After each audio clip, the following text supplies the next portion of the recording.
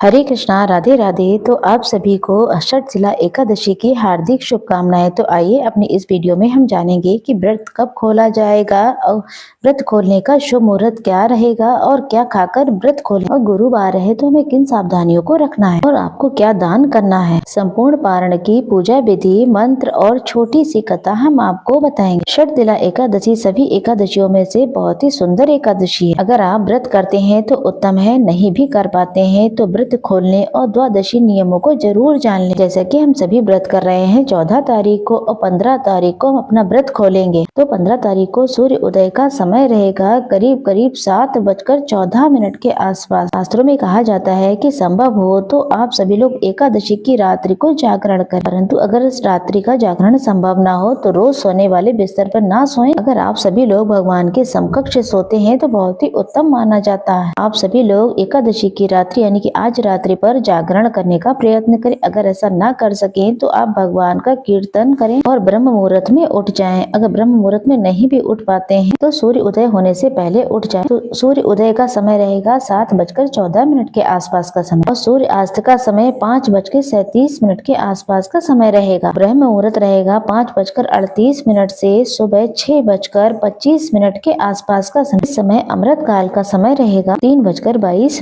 से 5:10 के आसपास का समय रहने वाला है। राहु काल का अशुभ समय जो कि राहु काल में आप अपने व्रत को नहीं खोलेंगे। राहु काल का अशुभ समय जो होता है वो किसी नए और शुभ काम के लिए बिल्कुल भी ठीक नहीं होता है। तो राहु काल का अशुभ समय दोपहर में 12:35 से 1:56 के आसपास का रहने वाला। इसके साथ इस दिन सर्वाधिक सिद्धि योग का निर्माण हो रहा है और सर्वश्रेष्ठ द्वादशी है, और 15 तारीख को कहीं कहीं पर संक्रांति भी है। जैसे कि इस दिन सर्वाधिक सिद्धि योग 14 जनवरी सुबह 7:14 से 15 जनवरी सुबह 3:03 के आसपास का समय है। हमें पूरे दिन में ये सब प्राप्त हो रहा है। आप सभी को सुबह जल्दी शुरुआत करनी है। गंगा जल मिश्रित जल से स्नान करें। और सूर्य नारायण भगवान का दिन है, गुरुवार का दिन है, तो तुलसी में आप सभी को कच्चा दूध ओम नमः भगवते वासुदेवाय कहते हुए दूध समर्पित कर देना है। हल्दी 1 चुटकी जरूर से समर्पित करें और तुलसी में दीप दान करके तुलसी माता की 7-5 परिक्रमा जरूर से करें। तुलसी माता की द्वादशी के दिन विधि विधान से पूजन करना चाहिए। भूल चूक के लिए तुलसी माता से क्षमा प्रार्थी होना चाहिए। माघ महीने की द्वादशी और गुरुवार का दिन है। तुलसी पूजा का अलग ही लाभ है। कच्चा दूध और हल्दी जरूर से समर्पित करें, इससे तुलसी माता को पोषण मिलता है और हल्दी रोग का नाश करती है। तो ये कार्य आप जरूर से कर लें। सूर्य भगवान को जब जल चढ़ाएं तो उस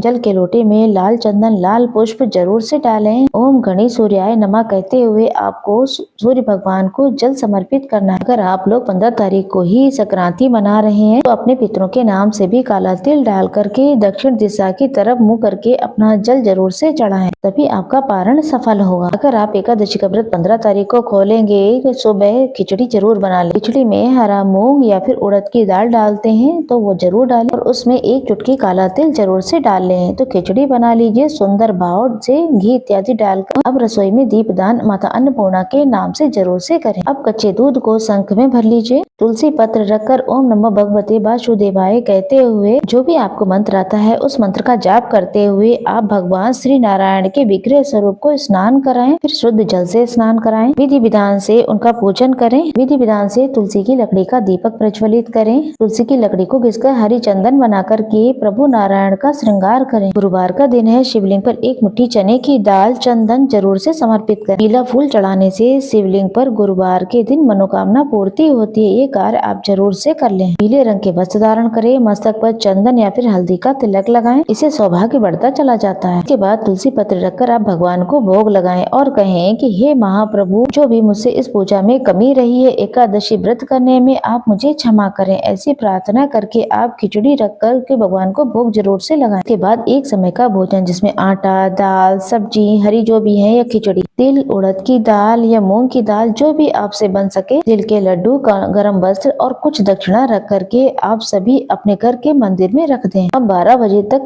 संक्रांति के निमित्त दान पुण्य कर लीजिएगा। खिचड़ी का दान जरूर करें क्योंकि एकादशी व्रत का पारण का भी मान रह जाएगा और मकर संक्रांति आपकी हो जाएगी। द्वादशी पर चावल का दान करना बहुत ही उत्तम माना जाता है। उसमें कुछ दक्षिणा चने की दाल जरूर से रखें, इससे अनंत गुना आपको लाभ मिलेगा। शारीरिक, मानसिक, आर्थिक संकट, कष्ट बंधनों से मुक्ति मिलेगी। आपको दक्षिणा, काला तिल के लड्डू, गुड़ भी रखें। एक समय का भोजन खिचड़ी के रूप में जिसमें घी, अचार जो भी आप रखें, मौसमी फल रखें, कुछ गर्म चीजें, जुराब, मोजे जो भी आप देना चाहें जरूर से पंडित जी के घर भिजवा दीजिए, ये बहुत ही उत्तम रहेगा। जो चीजें हम अपने खाने में प्रयोग करते हैं पहले उसे दान कर लेते हैं, उसके बाद ही अपने व्रत को खोलें। व्रत खोलने का समय रहेगा आपको बता 14 जनवरी बुधवार को हम व्रत कर रहे हैं। वहीं 15 जनवरी को हम व्रत खोलेंगे। व्रत खोला जाएगा 7:15 से प्रातः काल 9:21 के आसपास। तो 15 जनवरी को आप इसी समय अपना व्रत खोले, ये उत्तम और श्रेष्ठ समय रहेगा। जैसे कि पारण के दिन द्वादशी तिथि समाप्त होने की स्थिति में होगा, जो कि 8:16 के आसपास रहेगा। 9:21 से पहले आप अपने व्रत को पहले ही खोल लें तो बहुत ही शुभ और श्रेष्ठ रहेगा। परिवासर इत्यादि की कोई दिक्कत नहीं है, क्योंकि रात्रि को ही समापन की ओर है। एकादशी तिथि जो है 14 जनवरी शाम 5:52 के आसपास समाप्त हो जाएगी। इस बार कोई भी दुविधा नहीं है किसी तरीके की। जो भी गुरुवार का व्रत करते हैं उन्हें केला नहीं खाना चाहिए। कहीं कहीं ऐसी भी मान्यता है कि लोग गुरुवार के दिन खिचड़ी नहीं खाते हैं, परंतु यहाँ पर गुरुवार का कोई दोष नहीं है। तो खिचड़ी आप बिल्कुल ही प्रसाद के रूप में ग्रहण कर सकते हैं, भगवान को भोग लगा सकते हैं और 15 तारीख को आप खिचड़ी का दान जरूर से कीजिएगा। इससे आपको अनंत गुना लाभ मिलेगा। तो इस तरीके से आप इन कार्यों को करें और भूल चूक के लिए क्षमा प्रार्थी होकर आप सबसे पहले भगवान को लगाए गए चावल का जो भोग है उसे ग्रहण करके, फिर तिल और गुड़ के लड्डू को ग्रहण करके या तुलसी पत्र खाकर अपने व्रत को खोलें। ना दान पुण्य करें, नाम जप करें, जो भी करें भूल चूक के लिए क्षमा प्रार्थी जरूर हो। देखिए सभी की सामर्थ्य नहीं हो पाती है कि वो एकादशी का व्रत करें, तो आप इस शुभ समय में आप अपने व्रत को खोल लें। ये थी जानकारी षटशिला एकादशी व्रत की पूरी। आप यहाँ पर सुनेंगे तुलसी माता की कथा, कि तुलसी माता की कथा सुने बिना तो द्वादशी का कोई भी पुण्य आपको नहीं मिलने वाला है। द्वादशी पर तुलसी माता की कथा जरूर से सुननी चाहिए। तो आइए अब श्रवण करते हैं एकादशी में तुलसी माता की कथा। तुलसी माता की कथा के बिना तो द्वादशी का दिन श्रेष्ठ नहीं होता है। द्वादशी पर तुलसी माता की कथा जरूर से सुननी चाहिए। ये कथा श्रीमद् देवी भागवत पुराण में इसका वर्णन मिलता है, जिसमें कहा गया है तुलसी माता की कथा के अनुसार एक बार शिव जी ने अपने तेज को समुद्र में फेंका था। उससे एक महा तेजस्वी बालक ने जन्म लिया था। बालक आगे बढ़कर के जालंधर के नाम से पराक्रमी दैत्य बना। उनकी राजधानी का नाम जालंधर नगरी था। दैत्यराज काल देवी की कन्या वृंदा का विवाह जालंधर के साथ हुआ था। जालंधर महाराक्षस था। अपनी सत्ता के मध्य में चूर उसने माता लक्ष्मी को पाने की कामना से युद्ध किया, परंतु समुद्र से ही उत्पन्न होने के कारण माता लक्ष्मी ने अपने भाई के रूप में उसे स्वीकार कर लिया। वहाँ से पराजित होकर वो देवी पार्वती को पाने की लालसा से कैलाश पर्वत पर भगवान देवाधिदेव शिव का रूप धारण करके उसने माता पार्वती के समीप गया, लेकिन माँ ने अपने योग बल से उसे फौरन ही पहचान लिया तथा वह वहाँ से अंतर ध्यान हो गई। देवी पार्वती ने क्रोध में आकर के सारा वृत्तांत आकर के श्री नारायण को सुनाया। जालंधर की पत्नी वृंदा अत्यंत पतिव्रता स्त्री थी। उसी के पतिव्रत के धर्म के कारण जालंधर कब का मारा जाता।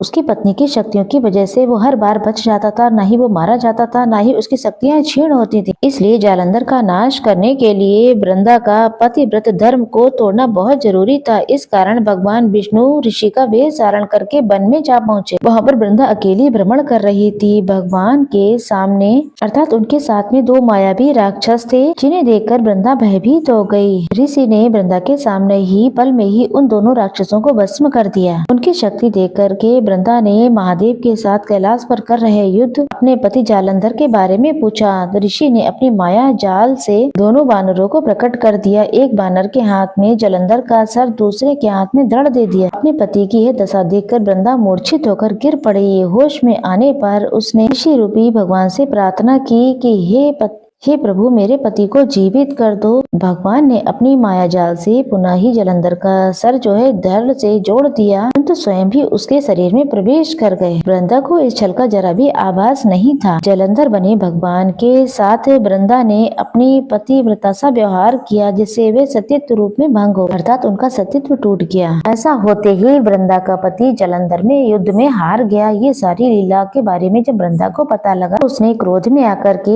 क्रुद्ध होने पर उन्होंने भगवान नारायण को शिला बनने का श्राप दे दिया और स्वयं भी वो सती हो गई। जहाँ पर वृंदा भस्म हुई वहाँ पर तुलसी का पौधा उगा। भगवान विष्णु ने वृंदा से कहा, हे वृंदा, तुम अपने सतीत्व के कारण मुझे लक्ष्मी से भी ज्यादा अधिक प्रिय हो गई हो। तुम तुलसी के रूप में सदा मेरे साथ रहोगी। जो मनुष्य मेरे शालिग्राम रूप का तुलसी से विवाह करेगा तो इस लोक में क्या उस पर लोक में भी विलुप्त यश प्राप्त होगा। जिस घर में तुलसी होती है वहाँ पर यम के दूत भी असमय नहीं जा सकते हैं। गंगा और नर्मदा के जल में स्नान या फिर तुलसी का पूजन बराबर ही माना जाता है। चाहे मनुष्य कितना भी पापी क्यों ना हो, मृत्यु के पश्चात जिसके प्राण मंजरी रहित तुलसी और गंगा जल मुख में रख कर निकल जाता है, वह पापों से मुक्त वैकुंठ को प्राप्त होता है। जो मनुष्य तुलसी और आंवला की छांव में अपने पितरों का श्राद्ध करता है, उनके पितृ हमेशा ही सदा के लिए मोक्ष को प्राप्त हो जाते हैं। बोलिए तुलसी माता की जय, एकादशी माता की जय। फ्रेंड्स, अगर आपको हमारी वीडियो जरा भी उचित उपयोगी लगी हो तो हमारी वीडियो को लाइक शेयर करना बिल्कुल मत भूलिएगा। हम फिर आएंगे किसी नई जानकारी के साथ।